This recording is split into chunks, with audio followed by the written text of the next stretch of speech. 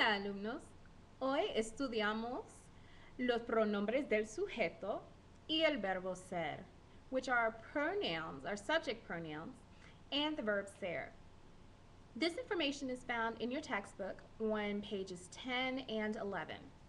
So before we begin discussing the verb ser, it's very important that we understand that in Spanish, just as in English, a verb expresses action or indicates a state of being. Additionally, the subject indicates either a noun, un sustantivo, or a pronoun, un pronombre, that identifies who completes the action. So before we begin working with our verb ser, I want to first discuss what are our pronouns in Spanish, los pronombres. In Spanish, our pronouns are divided into two groups. We have singular subject pronouns and plural subject pronouns. That's just saying that our subject is either an individual or a group of persons, two or more persons. The first pronoun that we are going to discuss is the pronoun yo. Yo, in Espanol, means I. It is our first person singular pronoun. Our second person singular pronoun is tú. Tú means you. Now this is a special you. And you'll notice as we go along there are various types of yous. This you is the informal you. It's singular, of course, but it's also informal. And just as we discussed with our saludos y our despedidas, the informal is when we refer to a peer, a family member, a child, or even a pet. So keep in mind, tú means you in the informal, and it is singular. We have three third-person singular pronouns. These pronouns are él meaning he, ella, meaning she, and usted, meaning you. Once again, you do see that we have another you. This you, usted, is singular, but it is formal. We will use this you when we are talking about or talking to a person with whom we would like to show a certain level of respect, such as an instructor, an official, or someone we are just meeting. The second group of pronouns in Spanish are plural pronouns. The first one we are going to discuss is nosotros. Nosotros en español means we. There's another form of nosotros, which is nosotras. Now the difference between these two is that nosotras is a pronoun that a woman would use if she was referring to herself and another woman, or a group of women, including herself. Nosotros, also meaning we, can be used by a man when he refers to himself and another man. It can also be used by the same man when he refers to himself and a woman, or it can be used by a woman when she refers to herself and a group in which there's at least one other man. We love Spanish. In Spanish, whenever we have a group of no matter how many women, we can have a group of 737 billion women and one man, and it automatically makes the group masculine. So in that case, if I was in that group of 7 billion women and there was one man, I would still say nosotros, we. The next pronoun that we are going to discuss is our second person plural pronoun. This pronoun is vosotros. Vosotros is special. Vosotros means you. It actually means you all, and it is informal. Vosotros is mainly used in Spain. And you won't find it too frequently in many Spanish speaking countries or with many persons who speak Spanish in the United States. Therefore, in this textbook, we do introduce vosotros because we want you to know that it does exist. However, you will not be tested on vosotros. Vosotros, once again, does mean you all.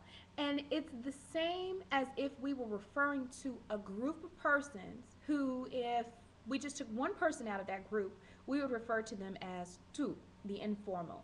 So if we were talking to a group of children and I wanted to say you all, I would say vosotros. But that's only if I was in Spain. Anywhere else, I would not use vosotros. And I'll let you know what we will use instead of vosotros outside of Spain. Similar to nosotros, vosotros has a female version, vosotras. Vosotras, as you can guess, is reserved only for groups of females.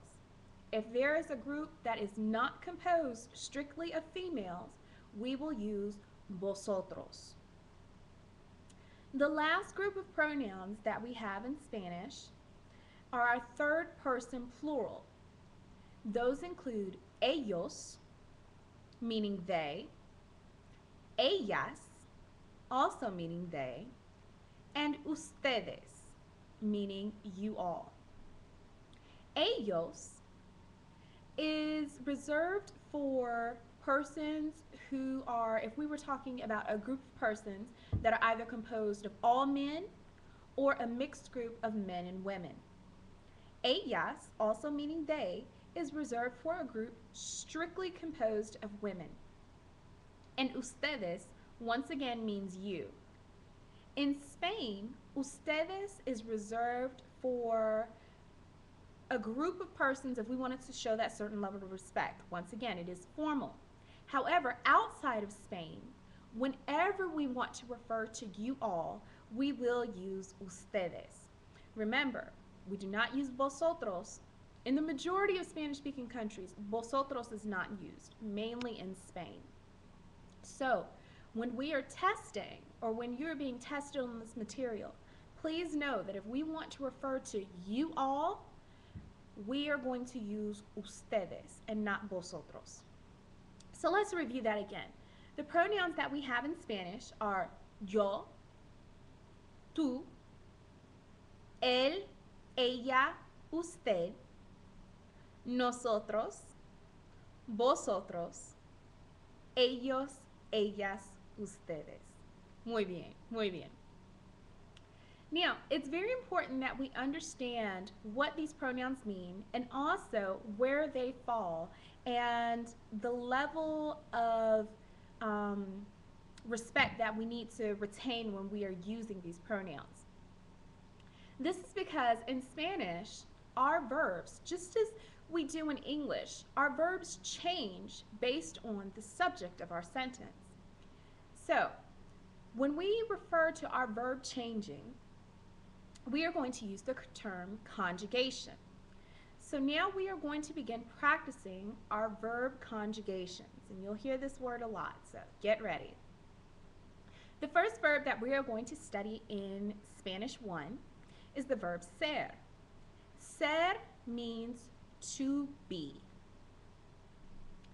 So, the conjugation for the word to be, when we are referring to ourselves, if I wanted to say I am, in Spanish I will say soy.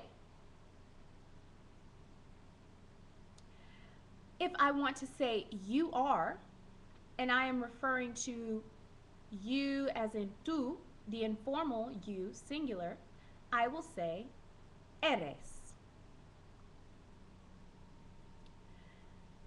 When we are talking about the third person singular, él, ella, usted, these three pronouns have the same verbal conjugation. And that is going to continue in every verbal conjugation that we will study. So, if we want to say he is, she is, or you formal are, we will say es. In order to say we are, nosotros, if we wanted to say we are going to use the conjugation somos. For the vosotros form, when we are discussing you all are, and if we're in Spain, we are going to say sois. And finally, if I want to say they are or you all are anywhere outside of Spain, I will say son. So again, the conjugations for the verb ser are soy, eres, es, somos, sois, son. Excelente. Okay, so once again, it is very important that you do review the different forms of you that we have in Spanish. And we'll go over them again briefly. In English, if we want to refer to you, it's singular and it is informal, or it is familiar. We're talking to a peer, a friend, a family member, a child, a pet. We are going to say tú. That is used in both Spain and in Latin America. If we want to refer to the you that is singular and it is formal, we are going to say usted. That is also used in both Spain and Latin America. Now, if we want to use you, if we want to say you and we're talking about you all, it is plural and informal. And if it is a group of males or a group of males and females, a lot of criteria, we are going to say vosotros. That is used primarily in Spain. If we want to say you, we're talking about you all, it is plural, it is familiar, informal, and it is referring to strictly females. We will say vosotras. That is also used primarily in Spain. And finally, if we want to say you, and we are referring to the you that is plural, it can either be formal or informal, formal or familiar. And primarily it's used in Latin America, but if we were just saying the you, the same kind of you, but formal, strictly formal, we could use it in Spain as well. We will say ustedes. So once again, make sure you go over the different ways of saying you in Spanish. It's very important that we do understand when we are going to use the formal and the informal context and how to use it. And also review the way in which you will conjugate, change the verb ser. Until next time, nos vemos.